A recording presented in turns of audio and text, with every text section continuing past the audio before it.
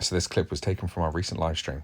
If you like what you see, why don't you go across to the channel and check out the full video.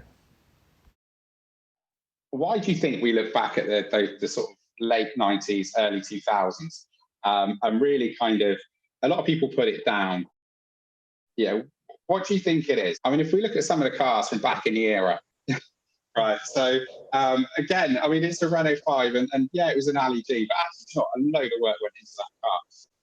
And then this one, for me, is kind of an absolute favourite. So this is a Skeet Renault 5 GT Turbo. Again, I think that the late 90s was all about those wide arches. And so for me, I mean, if you look at how much work went into that car and how much money they spent, like you say, you know, like Martin was saying, yeah, that's a huge amount of work that's gone into that. That's a built car, you know. And then we've got this one, thoughts? Wow. Ouch. Is that a Carlton? That's a Vauxhall Cavalier, isn't it? No, that's a Carlton. That is a Carlton, isn't it? Yeah, it is a Carlton. Yeah, obviously, yeah, double-decker spoilers, Larry paintwork, 3-spoke, and Terra alloys. Again, yeah, that was what everyone wanted back then, you know. Not everyone. Tim, seriously, not everyone wanted that back then. No, definitely not that. I think your question about why does everyone look back at it now, I guess it's kind of for me, that friend and I used to go to Western Wheels in the Western Supermare religiously. Yeah.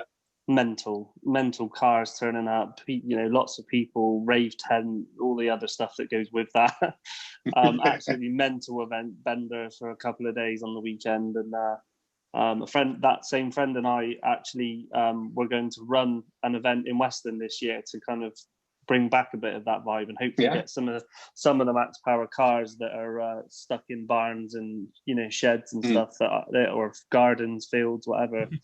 Try and get some of those out again, just to see the ones that have survived, really. But for me, it's more about, there seem to be a lot more hands-on, modifying yourself, spending weeks in your garage to then go out and show someone, because you're not putting it all over the internet. And when you go to a meet now, if you've put it all over your Instagram and your forum and stuff, everyone's already seen it, kind of thing. Whereas back then you were doing it all in your garage, and the time, you know, until you go down to the car park on a Saturday night, or you go to a meet or whatever, that's when they first get eyes on what you've been working on for the last however long. And there weren't so many companies out there that would do the modifying for you. There's always been companies that supply tuning bits and wheels and accessories and exhaust and all the stuff. But there weren't so many companies that would build it for you, if you like. Whereas now, a lot of people, I don't want it to turn into old man's club, but a lot of the younger lads, ladies, take a car, like you said, take it to a company, stick some air on it, stick some wheels on it, and then that's the build done. Maybe they didn't do that so much. It's just the way things are now. You know, I'm not saying there's anything wrong with that necessarily, but that's why I always look back and think, I know a lot of effort's gone into that. That Carlton, even though it looks like a big cheesy banana, there was a hell of a lot of work gone into that car, whether you like the car or not, you know. Yeah. So I guess looking at the pink Mark II, Chris, you know you love pink Mark IIs. So again, looking at this car, do we like it? What are our thoughts? It's not my sort of thing, but it's pretty cool from back in the era, though, isn't it? I mean, if you ask me, the Alpine white behind it looks much nicer. So for me, this was the car that got me into the Mark II seat. So this picture was taken at GT International at Broughton. I think that was 2001. We had it here for 1 year. I wish it would come back because it's at the top of the hill where I live now. But this was, like you say, Martin, this was built by a friend of mine at the time. And it was originally, people are going to be tearing their hair out when they hear this, it was originally a GTI Engineering RE 1908 valve. And that is a GTI Engineering body kit. So that is the Aerotech kit, but it's been modified quite heavily. So if you look at it, they are Fiat Coupe fog lights and indicators in the front bumper. But I was just going to ask, what are they from? Because they look unusual. So they're Fiat, but they're turned 180 degrees. So they're upside down. So they've kind of done a TBR thing then, haven't they? Yeah. The headlights are from a BMW E36 with working angel eyes. So I think they look kind of cool. I'd rock those headlights. You've got BMW M3 mirrors, and they were actually legitimately off an M3. it's got the Audi 80 tilt sunroof. And the door handle. And the door handles. It had the swage line delete on the rear quarter. Yeah, this car had been featured twice in magazines in different colours. So, like you said, Martin, this car was building the car, putting a load of work into it. He did all the work himself. He did the paint himself, mechanicals himself. And then, he would then take it to shows. It got featured. It was blue and it was orange, I think, when it was featured previously. It never actually got featured in this current build. It's got BMW E30 dash in it, and it's got Vectra GSI Recaros in it. So, like you say, a huge amount of work had gone into it, but people look at it, oh my God. But do you know what? For me, I will always love that car. It had a G60 lump in it, and it had one of the first supercharged ABFs in the country when he swapped that out as well. Had to get a load of sort of bits over from the States to do it because people just weren't doing it over here, I guess, because the ABFs are still quite a new engine. So, yeah, again, a lot of work went into that. So what do we think of this? Whoa, I actually quite like it.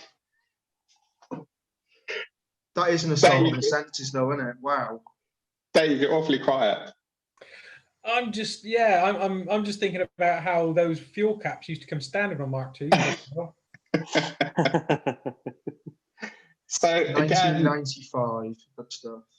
Oh, look at it. That's Skeet Motorsport.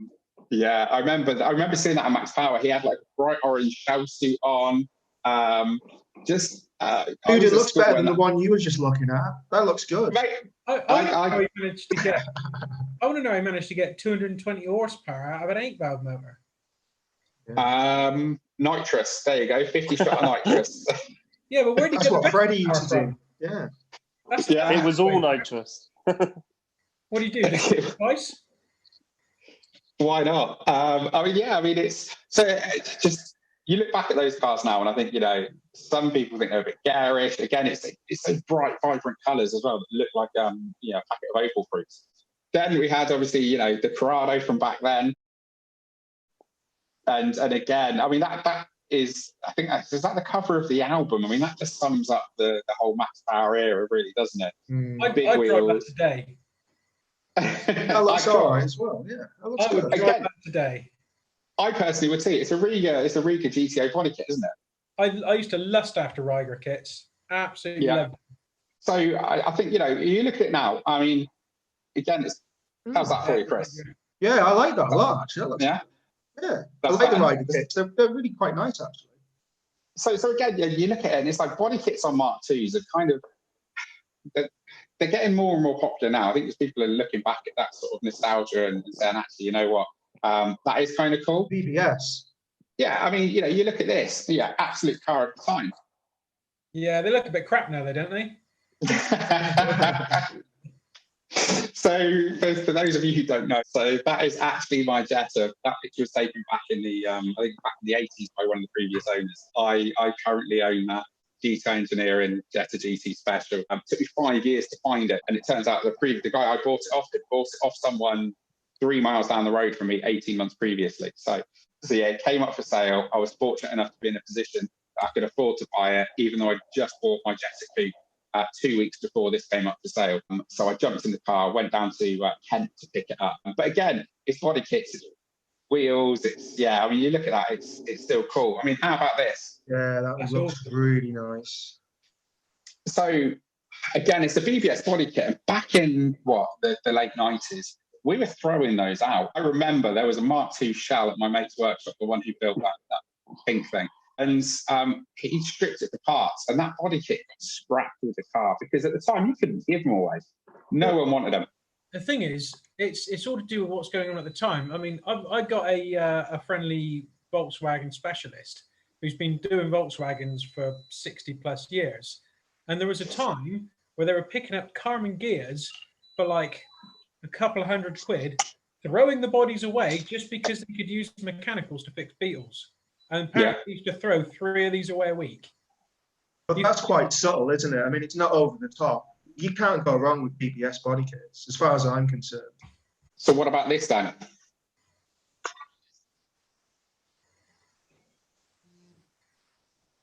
Silence. So is that like a Pandem bolt-on? Yeah, it's a Pandem copy of a Rocket Bunny kit, isn't it? Yeah. Yeah. So I kind of like those in a race series of some. You know what I mean? When they actually need But yeah, you can't bolt those arches onto everything and it look nice. There seems to be a bit of a phase of that at the moment. But then, you know, I can't say a lot because everyone just says, well, you like Maxpower stuff because now it's considered cheesy. So, you know, whatever. But the thing is, it's all to do with fashion, isn't it? You know, you've been talking about what was acceptable back in the Maxpower era. The fashions come and go. I mean, there was a time when it was the height of fashion to take all the paint off your car and let it rust. Yeah. And, you know, it all Oh, goes the through. rat look. We had that early on in the club. That was dreadful. People used to. Someone VW on the car and it was rusting away. And I remember a magazine done it to a Mark I Golf campaign.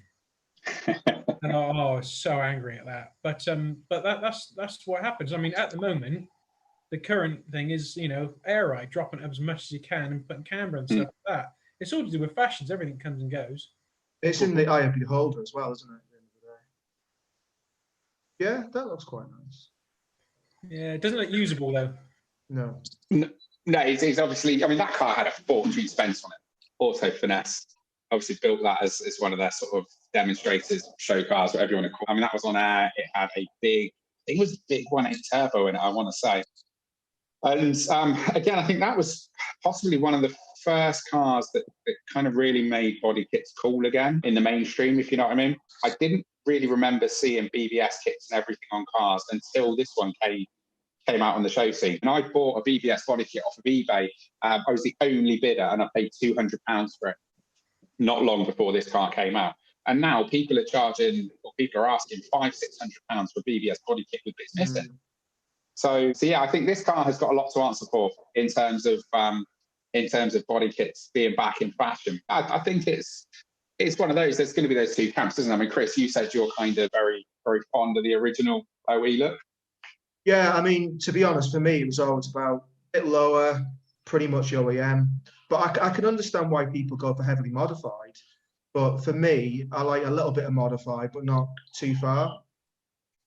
I think I'd say my idea is always been styles come and go, but fast never goes out of fashion.